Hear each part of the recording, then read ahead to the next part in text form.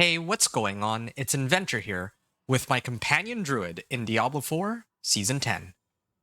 I cleared Pit 55 to unlock Torment 4, so I wanted to share my build with you in case anyone wanted to try out the new and improved Companion Druid. In this build guide, I'm going to cover my character, abilities, progression, and other relevant information. So first, I'll talk about my gear. Gear. In this section, I need to emphasize that I'm only showing the minimum level of gear I used to crush Pit 55. Just for fun, I used 0 ancestral items, only 1 unique, and rank 4 masterworking on just a few of my items as an additional challenge. For my tempers, I prioritize chance for wolves to deal double damage on my weapon, damage or damage to distant enemies for offensive, total armor for defensive, petrify cooldown reduction for resource, lucky hit chance for utility, and movement speed for mobility. My weapon is a polearm with Shepherd's Aspect to get more damage per companion. My helm is Juggernaut's Aspect with ranks of companion skills. My chest armor is Spirit Bond Aspect to make my companions unkillable, and so I take less damage. My gloves are Stampede Aspect for more damage and more companions. My pants are the unique Storm's Companion, of course. This is pretty much a must-have for this build since it turns my wolves into an AoE attack. My boots are Rushing Wild's Aspect for more movement speed. On my amulet, I have Alpha Aspect with Willpower, Crit Chance, and Envenom. This could be better if it's an Ancestral or rolled Call of the Wild instead of Crit Chance, but still, this is a pretty solid temp. My first ring is Moonrage Aspect for more wolves and more ranks to wolves. And my second ring is Retaliation Aspect for more core damage based on Fortify. My Chaos perks turn my companion skills into core skills, and I'm usually at the cap for Fortify, so typically I get the full bonus from the Retaliation aspect. Regarding my sockets, my goal is to reach the armor cap of 1000 and the resistance cap of 75%. So, for my jewelry, I have diamonds to cap out all resistances. My helm and chest armor have sapphires for more willpower. My weapon has the rune word K, so whenever I cast 5 skills, I summon 3 spirit wolves. And my pants have the rune word Lum, so that whenever I spend 5% of my primary resource, I refund 70% of the cost. Do note that there are certainly better options, but these are the best runes I picked up during my run. If I picked up, say, a Nagu rune to gain offering from summons, for example, then I would have used that instead of the Sur rune. In terms of elixirs and incense, as I usually do, I try to run life, stats, armor, and resistances. As you can see right now, my resistances haven't quite reached the cap on Torment 4, but as soon as I pop these, I get a lot closer to the cap of 75%, or I suppose 77%, because I am using an incense that boosts my maximum resistances. Again, I have to point out that this setup was more than enough for Pit 55, but there are many possible upgrades for this build. For example, I was missing all of my Ancestrals. If I switched out my weapon for an Ancestral weapon, that by itself would have been an extra 20% more damage right off the bat, or roughly 20%. Beyond that, there are other uniques that I could have used, like Gathlin's Birthright to gain massive amounts of damage, Irida's to pull large packs of monsters in, And then there's the new Chaos uniques, which open up loads of options. I managed to pick up Fists of Fate as boots, so I could have run these to get a colossal damage boost if I wanted to, at the expense of losing out on some of my resistances on my boots, of course. Or this Godslayer crown as a chest armor with 2 GA for more damage and a pull. Finally, there's Kilt of Blackwing. These are the new unique pants for ravens, which I tried out briefly and it seems alright. But the only way to fit in both uniques on this build, for Storm's Companion and Kilt of Blackwing, would be to find Kilt of Blackwing as a Chaos unique. So I haven't tested it very much since my build is centered around wolves anyway.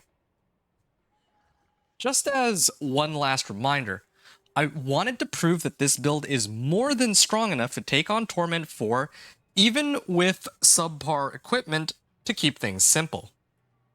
But if you want to see what the endgame gear for this build might look like, then do feel free to take a look at the build planner in the description of this video. Chaos perks. My unique Chaos perk is Savagery, which my entire build revolves around. My non-unique Chaos perks are Overabundance, Invigorating Attacks, and Wild Transformations. Savagery not only gives a multiplicative boost to summon damage, but turns them into core skills too. This means that my companions benefit from core skill aspects and modifiers like ranks to core skills, but they now have a spirit cost too. Overabundance gives me more damage based on if I generate extra spirit beyond my maximum. Invigorating Attacks causes my basic skill, Claw, to generate more spirit every few seconds. And Wild Transformations gives me a crit damage boost if I turn into a werewolf, like when I use Claw, for example. Skills. Now, I'm not going to go over every point that I've allocated onto this skill tree, but I will say that the key passive that I used on this build is One with Nature. One with Nature gives me one additional companion for Creeper, my Ravens, and my Wolves, and my companion skills also do 80% additional multiplicative damage. On my skill bar, I run Cyclone Armor, Debilitating Roar, Wolves, Petrify, Claw, and Earthen Bulwark. Cyclone Armor gives non-physical DR passively and increases damage to monsters hit by its active. Debilitating Roar reduces enemy damage and boosts my own damage. Wolves are the main source of damage on this build. And my ultimate, which is Petrify, increases critical strike damage and resets all of my skills cooldowns. When needed, I use Claw to generate Spirit and Earthen Bulwark to break myself out of CC. To maximize damage, use Cyclone Armor first to amp damage to struck enemies, Debilitating Roar to boost your damage, then activate Wolves. After that, use Petrify to reset the cooldowns of Cyclone Armor and Debilitating Roar, and then you can repeat the process with even more damage from Petrify. Claw is here for an extra source of Spirit, and Earthen Bulwark can help keep you alive. For my Spirit boons, I run Wariness for reduced damage from elites, Scythe Talons for crit and lucky hit chance, Avian Wrath for crit damage, Energize to refill Spirit, and Overload to apply poison and do damage. Note that I normally use Pack Leader as a way to reset my companion skill cooldowns, but I switched it out for Energize once I get the Savagery Chaos perk, since Savagery removes the cooldowns from my companion skills and makes them use Spirit instead. Paragon. When I cleared Pit 55, I was Paragon level 115 with 141 Paragon points spent. Because I rushed to Torment 4 on this run, I was missing a lot of Paragon points and unlocked many glyphs a little too late. I had the starting board with Headhunter glyph, Untamed with Earth and Sky glyph, Thunderstruck without a glyph, and Heightened Malice without a glyph. I used just 2 glyphs when I cleared Pit 55, a legendary rank 46 Headhunter glyph, and rank 15 Earth and Sky glyph. Normally, I prioritize maxing out Wild's glyph first to get lots of companion damage, but it was the very last glyph I found on this run. When I have enough Paragon points, my preferred setup is the starting board with Earth and Sky glyph, Untamed with Wild's glyph, Thunderstruck with Keeper glyph, Heightened Malice with Spirit glyph, and Lust for Carnage with Headhunter glyph. You can refer to my linked build planner in this video's description for the full Paragon board. Mercenaries. My hired mercenary is Rahir for his bonus 15% to all resistances and the occasional extra damage. For my reinforcement, I run Aldgin for his Field of Languish. This reduces enemy damage and applies a slow if I get CC'd. Progression. From level 1 to 60, if you're leveling this character on its own, then the fastest way would probably be to do the seasonal quest line first until you unlock the Chaos perks. From there, go through the Vessel of Hatred campaign from start to finish, and then do all of the seasonal questline stuff in Torment. On the other hand, I think a more typical approach is to prioritize the seasonal questline whenever its missions become available. But while the missions are locked, you can start off by picking up Shepherd's Aspect from Blood-Soaked Crag first to get a huge damage boost, then run Helltides up to level 50, and then Strongholds with Renown from level 50 to 60. If you find any Forgotten Wisdom Nightmare Sigils, you can run those between Helltides to get some good XP too. Make sure to unlock your non-unique Chaos perks whenever you can, such as Overabundance for more damage. When you reach level 60, try to pick up a 750 item power weapon, then hit the armor and resistance caps if you can. You can also gear up with any relevant aspects and tempers that you have. From there, you should be able to take on Pit 10 to unlock Torment 1. Immediately upon reaching Torment 1, I recommend using any Murmuring Obols you might have to gamble for Storm's Companion Pants. Since they turn your wolves into an AoE attack, this will help you save a lot of time in the long run, if you can get them. If you reach Torment 1 with the campaign, then talk to Ormus so you can pick up a free set of 750 item power equipment.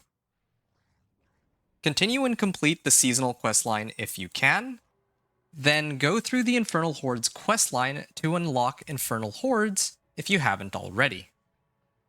Just by doing these activities, you should be able to pick up 750 item power legendaries or better, and with 750s, you should already be able to unlock Torment 2. In Torment 2, you want to prioritize picking up the unique Chaos perk Savagery ASAP, meaning that you will need Infernal Horde compasses. This means that you want to run as many whispers as you can, ideally for a greater collection of dungeon keys.